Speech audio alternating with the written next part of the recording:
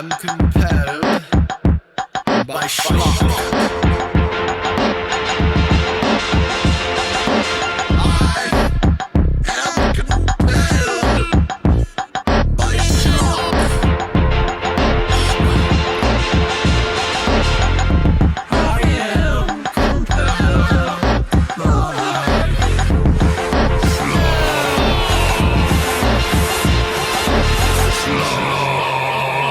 What is up, Schlockamaniacs? I am Darby Ellis Lewis Wilson, and I am here with my good wrestling buddy, Chris Anonymous. Chris, how are you doing this fine December Monday evening?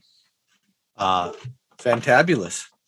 Awesome. That is a great answer to that question, because we have a very unfantabulous movie to discuss with everybody tonight. But before we get into that, I feel like we need to talk about the show a little bit, about this show in particular, because we have some things going on that the people may not know about. And also, I'm not sure if everybody knows kind of the format of the show and what we're doing and why how it we're even doing exists. it. Yeah, why it even exists. Okay. So, Chris, tell us real quick what you've been working on your end. The website. So we have a website now, compelledbyschlock.com. It's schlocky. I've seen it. It looks good. It looks like good schlock. Yeah, that's about it so far, and we're on YouTube now, so we got that up and running between the two of us. Yeah, that is very important for everybody watching. If you're watching right now as we're live, that's great. But what really helps us, what we'd really like to do is, instead of streaming on Facebook, we'd like to stream on YouTube. But unfortunately, you can't stream on YouTube until you have, I think, about 1,000 followers. So X amount of this, X amount of that. Yeah. Subscribe, watch, like, please. Yeah. So Compelled by Schlock. You can find it. I think pretty easy now. We had some hiccups in the beginning, but I think you can find it pretty easy now. So what we do is, and some people have told me that they were confused by this. What we do is we watch a movie. We pick a movie to watch, a schlocky movie, and we'll talk about that in a sec. But we pick a movie. We try to do it on the Tubi app, Tubi. You can also find it at tubi.tv. And we do that for a specific reason. And so that is that the app is free. So that way everybody has access to the same movies that we're watching. Sometimes they go away. They don't stay on there forever. I think the fog is gone. Yeah. But in theory, you can watch them with us for free.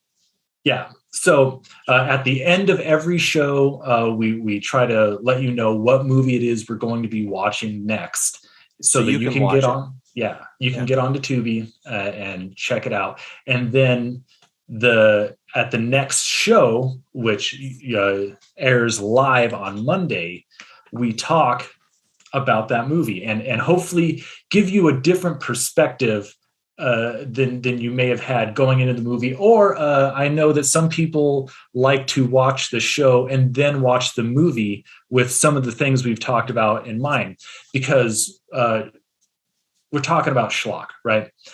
People ask me all the time, Darby, what is schlock? What is schlock? What is schlock? And I say, I don't know. I know it when I see it. Yeah, exactly. I believe the dictionary definition is if something is schlock, it is of low quality. And we've talked at length about what kind of movies we should be picking for this show.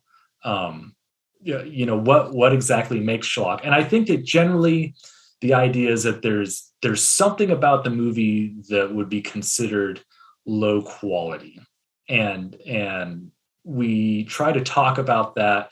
The format of the show is the good, the bad, and the schlock. And so we try to talk about all three of those elements and try and kind of talk about what makes this movie work and what makes it not work. I mean, is that right, Chris? That's right. Yeah, I mean, we love schlocky movies, and you and I would chat about them on the phone at length. And I think we had the epiphany to do a podcast together. Like, well, why don't we just record us talking about these movies? You know, there's good in them, and there's a lot of bad, and there's schlock, which isn't necessarily good or bad. Yeah. Sometimes it's both. Sometimes it's great, right? Yeah. So, and it's very nebulous. What is schlock? I don't know. Is this movie schlock? Should I have picked this movie? I don't know. Yeah, and so a big part of what we do is kind of finding out what makes bad movies good and what makes good movies bad potentially. Yeah. Right? Yep. So let's get into it. The movie we watched this last week was a pick from Chris. So thank you, Chris, very much. I think you nailed the movie pick on the head. Santa with Muscles, starring the Hulkster himself. Man, I don't even know what to say about this movie. I gotta look at my notes here because there's. So while you look at your notes, let me just do a little. So Tubi has a insane selection of movies, and most of them just look great. Horrible. Oh yeah, so schlocky, so B, C, D, and it's awesome. And so I was just scrolling and scrolling and scrolling. I was like probably 870 pages in, right?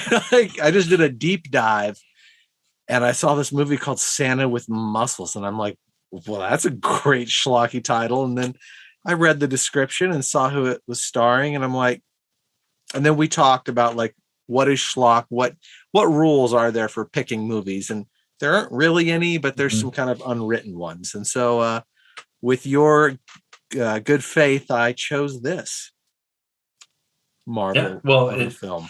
You knocked it out of the park, my man. So this movie, Santa with Muscles, I don't know how much it costs to make, but I couldn't find that either. Yeah, when it was released, it was only on a 2-week run.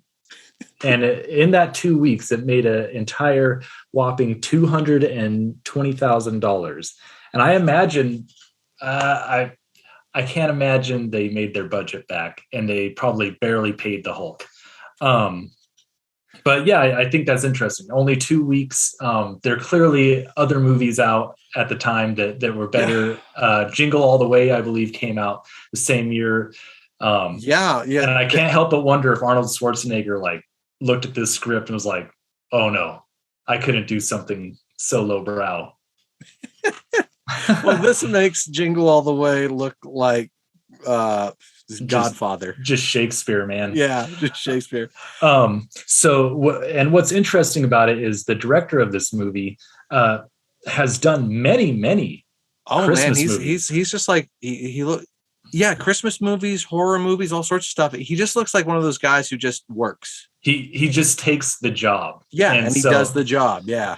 And I'm sure that, maybe the budget for this was very low, and he's like the kind of guy that they hire to just like get the job done. Yeah. Like, we just need this movie to get made. But he's worked with the Hulkster on a few different occasions as well. So, bring in two take Jim. Another thing to note about this movie is that the original writer of it, and I don't know what the name is, he sued to get his name taken off of the credits because why would you want your name on the credits? It seems like this movie was written either by children or by someone who has English as their second or third language. So that tells you a bit of the quality that we're in for. And for the people who haven't seen this movie, maybe we'll get there by the end. But I believe the entire premise of this movie was based around one single shot. And what is that shot? I think we have it pulled up here. The entire premise of the movie was to get Hulk Hogan into a Santa costume, and with his signature Hulk Hogan glare. See if we have the image coming up here. But the scene where he's taking pictures with the kids, and they're like telling him what they want, like, I want this because my friend Susie wants it. And yeah, here we go. And he's just like glaring at them. He's picking up this kid and just going, I think somebody like in their mind's eye had this picture, and they're like, this is going to be, this is comedy gold. Yeah. This is going to be the new Christmas Story. So anyway, the good, the bad, and the schlock. Let's get into it. Chris, what's good? What was good about this movie? Casting. There's some great schlocky and just character actors like Clint Howard, man. Ice Cream Man himself. Yeah, which I was disappointed he was never in the ice cream truck. Right, because I thought, why are they driving around in an ice cream truck?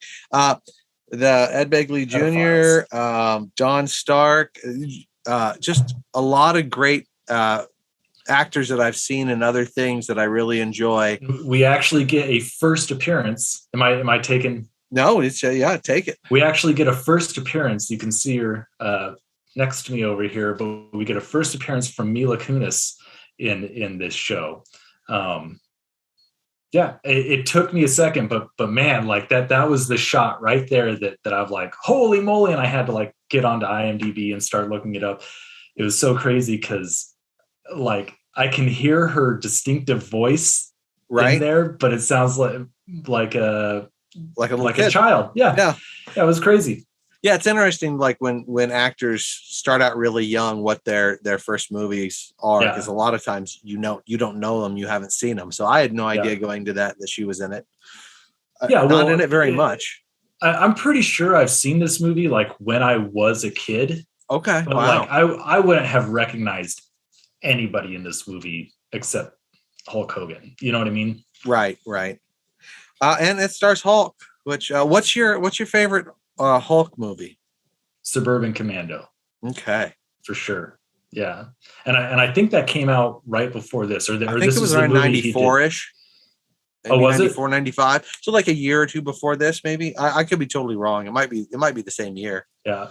Well, I love that movie. I haven't seen it in ages, and maybe I need to go back and see it because I was that could be a pick. Is this the Hulk's acting on all levels?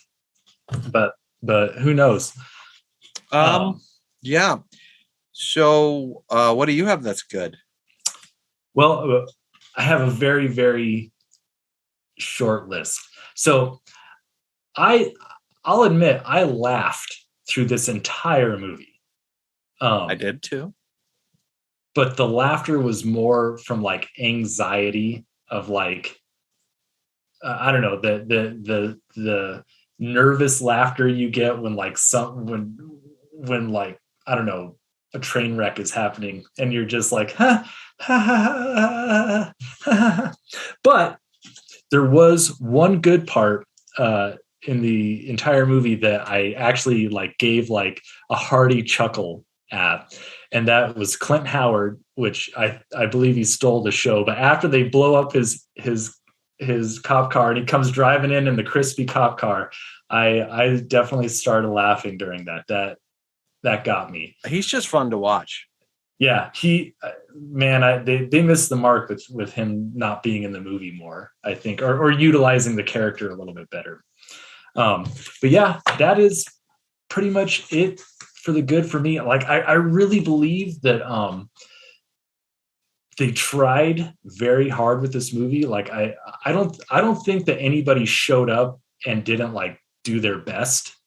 You know, like I don't believe anyone was phoning it in for this movie. Like maybe on the production end or the post-production end, but as far as all of the actors, sets and things like that, I really believe that everybody put their best work into this movie. Yeah. Okay. Do you want to start off the bad? You know, the bad is such a long list. unless you have something very specific you want to talk about, I think maybe we should just sort of rapid fire. Okay. Unless you got something specific, because I'd love to hear. No. I have a lot listed under the bad, but look, I'd rather talk about the schlock. There's so many schlocky things in here that are like go in with the bad. Like, yeah, I could say it's bad, but I could also. So, yeah, we could rapid fire, but I don't have anything that's specifically bad that I want to nitpick, except for that overall it's bad. It's not a good movie. Exactly. Well, and so I'll just say it that the plot made zero sense. Like, what are the villains? What are they doing? I'm trying to figure out Mr. Frost's his scheme the entire time. Like, right. They never say why he wants the crystals. They mention that they're worth a lot of money, but why are they worth a lot of money? Are they an energy source? Is he an arms dealer? So, yeah, I mean, I was going to bring up something like that in Schlock, but it can go in bad. We can do it here. Let's do a special Schlock bad combination, because I feel like we just gotta air the laundry here. It's the plot, man. It's the whole story. It is so bizarre and messed up, mishmash. Yeah. Okay. There's Goonies in here. Yeah. Right? That whole cave, that's so like just kids on an adventure finding some cool old thing. Yeah. It's such a cool idea to have this cave under this like old church / orphanage that has all these cool crystals. Like, right. And so that's it's bad, but it's also, it could have been good. And it's schlocky. But the way it's fit in is just like bizarre. We find out like in the second half of the movie. Yeah, like, let's see what could Mr. Frost want? Yeah, it's this whole when they were about to open the vault, I had no idea if it was going to turn into a supernatural movie. Like, I had no idea what was going to be in that vault, and that was kind of good. Of like, what is going on? Like. Right, they have the light there that's coming out. Like, maybe there's ghosts. Yeah, like what's under this place? And like, oh, it's our little hideout club. I'm like, weird. And that's the thing, that the whole Clubhouse thing, where they're like, what is it that they could possibly want this orphanage for? And they're like, oh, the Clubhouse. Oh, you mean the catacombs under here with the giant vault? And again, going back to the Clubhouse portion of that. The Clubhouse is in a crypt, and they're just behind the adults know about it. And here's a clear picture of a skeleton, like in this crypt that the kids are like playing Clubhouse in. Again, it felt like there were like 3 or 4 different movies and 3 or 4 different writers, and each one crammed in their bit. Like, this feels so Goonies to me, and so like Temple of Doom, and like just 80s adventure. And like, I would have loved this. Like, it's this, I don't know. It's this weird, like, exploding crystals in this cave. It's like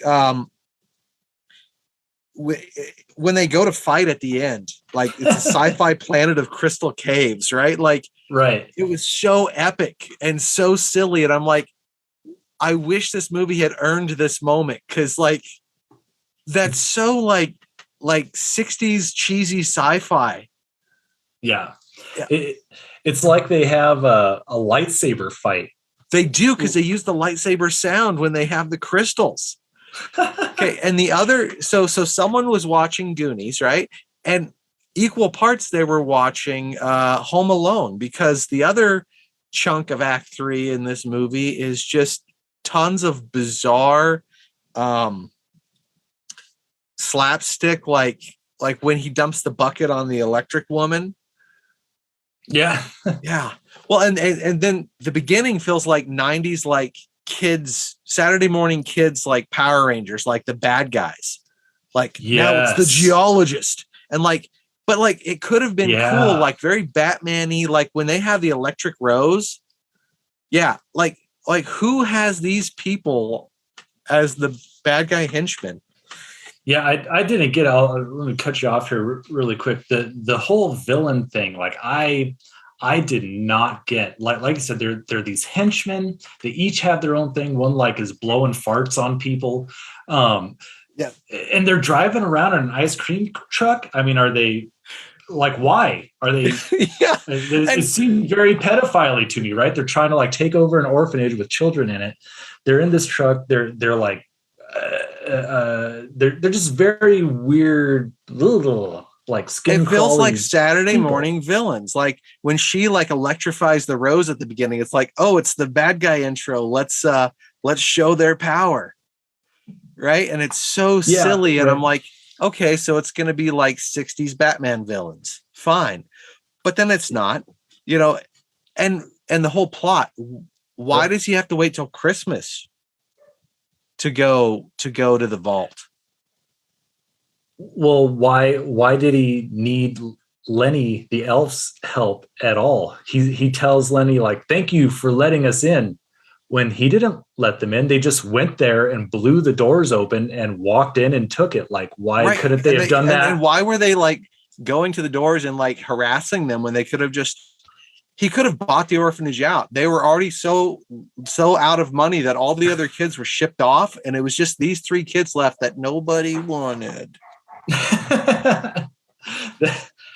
That's because they were, I don't know, generic children, I guess. Oh, and there's the, I'd like to talk about, so thinking of the main little girl, I'm sorry, but like, to me, the characters in this were just all so unappealing. And I believe in my heart that this is really a cute little girl, but it just did not come across for me at all in this movie. I thought she sounded like a little old woman, like in the intro where she's like talking about what's going on. Yeah, until I see a little kid writing a letter, I'm like, well, this is weird. Yeah. Which, interestingly enough, she played what's his name, Plucky, and Ducky. Ducky in the Land. Plucky is a different movie. Yeah, not in the first Land Before Time, but in all the others. Oh, okay. Yeah, but please don't ever make us watch those movies. Well, the first one's awesome. On the table. Oh man, I hated it when I was a kid. Now here's why I hate Land Before Time. So we're gonna segue. I've only seen like the first 2 or 3. As a kid, I loved the first one, and then they turned it into a musical. The first one's not a musical, and then it's awful music and it's straight to video. Just I'm sure for kids it's fine. If your kids love it, I'm sorry, but like you're blowing my brain. What like, and all the sequels I believe are musicals, which is just a strange thing to take a property and like, you know what? I like the first one that did good at the box office, but let's make them all musicals. You know what we need? Dinosaurs singing. Dinosaurs singing. Yeah, and cigars. Gotta jazz it up. Yeah.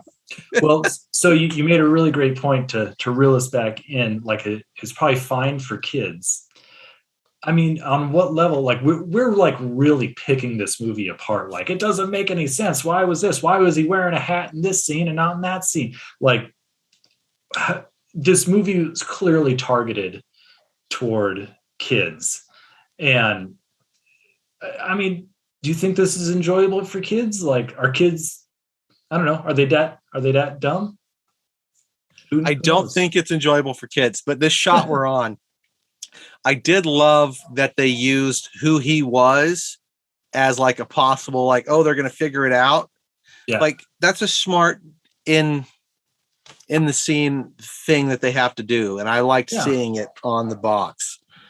Lenny had some great parts in this movie, to be honest. Like, Lenny was the best character, hands down. It seemed like it was more more of a movie about him. He had the arc.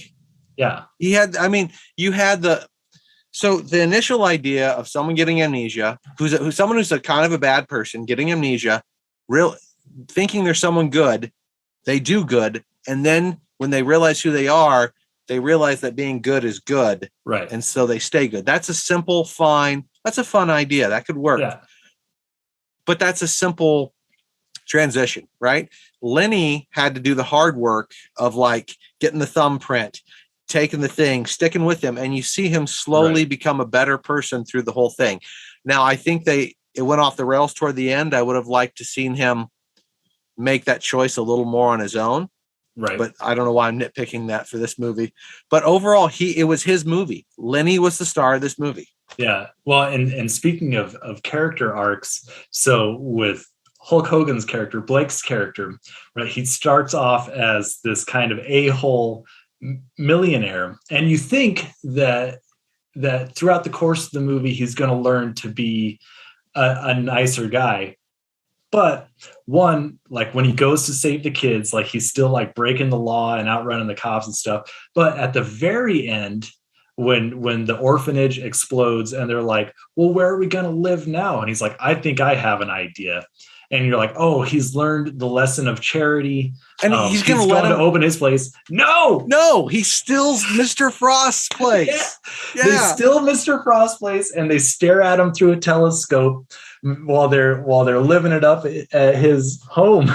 I guess that also gave me like a really big belly laugh when I figured that out. I thought they were going to like, you can come live with me. Nope. Yeah, you can come fight my butler with me. Which would be fun. Okay, so that reminds me of two other things. Her singing in the church, and then for some reason, her high notes make the crystals, which are underground and have no way to glow outside, make the stained glass glow and hum. Yeah, props for trying to tie it in, I guess. And that's where I started to suspect something supernatural, because that happened before the vault was open. Mm-hmm. And I'm like, do they have an angel trap down there? What are they doing? Like, where could this go? And then when I watched it, I was just like, I don't know what this is, and I can't stand the singing. So next scene, please. I loved when Hulk started singing. I couldn't even bother. Yeah, he's so like, good.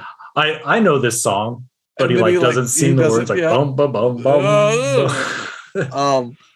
So the schlockiest thing, and it's just so bad, but so awesome. The twist when he has the one-on-one with the guy who works at the orphanage, and he's like, Blake, sit down. Don't you remember me? And then they show the picture, and he's like, I used to be an orphan here. That's how I opened the vault. And then he's like, yeah, but that's not all of it. That kid you're with, that's Mr. Frost. Yeah, does he have like super amnesia?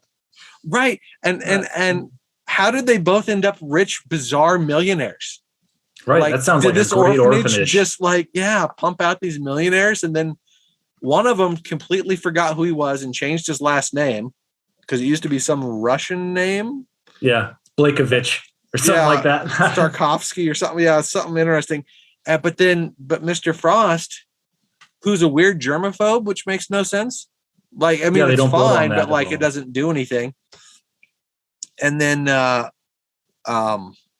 he remembers the crystals, and the cave evidently you get to it through the orphanage, but it goes under the whole city block. Yeah, he couldn't have just pulled a Mr. Burns and like drilled into it somewhere else. Right. And then when the whole orphanage explodes and it looks like the end of Ghostbusters, like with the electricity going everywhere, I'm like, that's awesome. I want to get back to this shot here real quick. Yeah, go ahead. So we have the Santa muscle suit, which I believe is the second half of the equation of how this movie got created. Right. Like someone was like, let's make him look like a wrestler. How'd you get so ripped? Reindeer meat. Which, by the way, aren't the police looking for a muscle-bound Santa at the very mall that he was at, where they came up with the headline?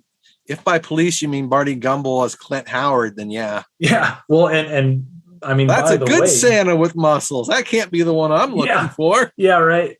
But the whole like what you were saying with like, why couldn't they just do this? Why couldn't they just do that? I was like, there is obviously a very strong police presence in this town. Why aren't they doing anything about people like tearing down statues and like throwing bricks through windows? I mean, it's like summer of 2020 here. Yeah, I don't know, man. It's a strange movie. Like it's just such a bizarre movie.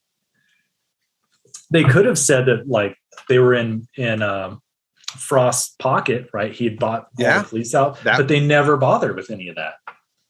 Yeah. So what is the good version of this movie? Honestly, I think it's a movie just with better dialogue. Like I think if someone just rewrote the dialogue, it could have been a good movie. It could have explained a lot. There's just terrible dialogue in this. Yeah, I think you needed to pull out one of the threads. You know, like have the vault or don't have the vault. Have the yeah. I like the idea of Hulk Hogan as a Santa Claus beating people up. Yeah, didn't have as much as I wanted. Yeah, same. And I look forward to more Hulk Hogan movies in the future. I hope they keep coming. Next week, we will be watching Silent Night, Deadly Night. If you're watching it on Tubi, it's the unrated version. So put the kids to bed before you do that. So anyway, you want to put the kids to bed? Have them watch Santa with Schlock. Ooh, yeah. I'm Darby Ellis Lewis Wilson. This is Chris Anonymous. We have been compelled by Schlock, and we will see you next week. Take it easy, y'all. Schlock. I am compelled by Schlock. Compelled by Schlock. Compelled by Schlock. Wait, no.